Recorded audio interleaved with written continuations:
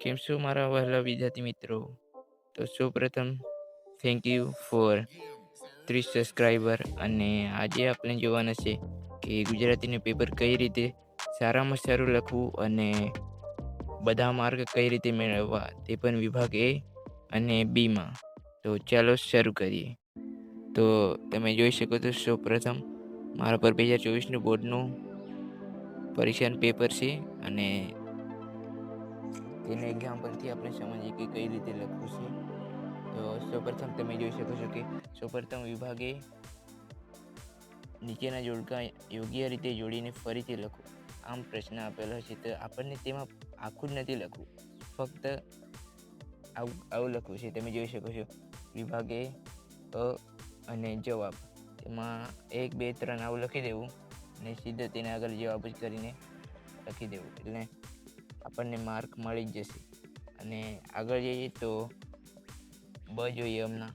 તો આમાંથી ખાલી જગ્યા, તો ખાલી જગ્યામાં ખાલી જવાબ જ લખવા, બીજું કંઈ નહીં. અને જ્યારે તમે લખો ને તો બે લીટી વચ્ચે છોડી દેવા, કારણ કે આપણા તો ત્યાં પેપર નથી, આપણી તો ત્યાં પુરવણી નથી, સરકારી છે, તો ફાયદો ઉઠાવી લેવો. અને એકદમ જેમ બને તેમ ક્લીન અને છૂટા છાયાએ લખવું, જેથી કરીને માર્ક આવી જ જાય. અને પછી જોઈએ તો અહીંયા કશે નીચેના પ્રશ્નના એક વાક્યમાં ઉત્તર લખો. તેમાં પહેલું છે, તો આમાં બી આપણે પ્રશ્ન નથી લખવા, સીધા જવાબ જ. તમે જોઈ શકો છો મેં અહીંયા લખેલું છે જવાબ 9 ને 10. તો આવી રીતે તમે બી લખો, તો જે ચેક કરવાવાળો હશે તે બી વિચારશે હા કે સારું છે, સીધો ટીક કરીને માર્ક આપી દેશે જો તમારા જવાબ સાચા હોય તો. અને તમે જોઈ શકો છો અહીંયા બે લીટી છોડવી, જેથી કરીને એકદમ સારું અને સુંદર દેખાય. અને 3 4 લીટીમાં તમે જોઈ શકો છો અહીંયા 3 4 ના 3 પ્રશ્ન આપેલા 2024માં. ના 2026માં તો જોઈએ કેવું આવે.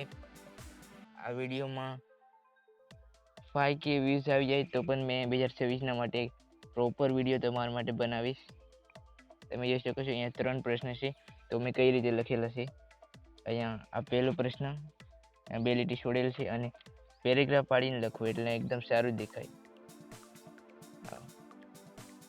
આ 12મો પ્રશ્ન છે, આ પણ તે જ રીતે તે જ ફોર્મેટમાં લખેલું છે.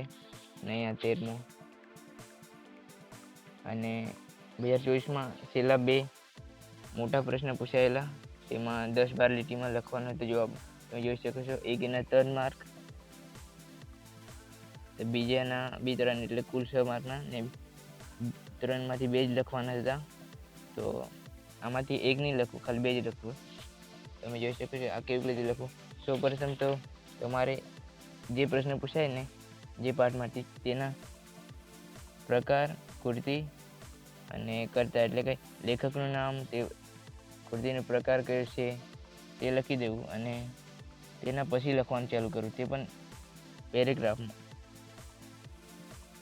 જેમ કે તમે જોઈ શકો છો અહીંથી જે ચાલુ કરે ને તો આટલું તો લખી જ દેવું, નહીં તો માર્ક ઓછા મળશે.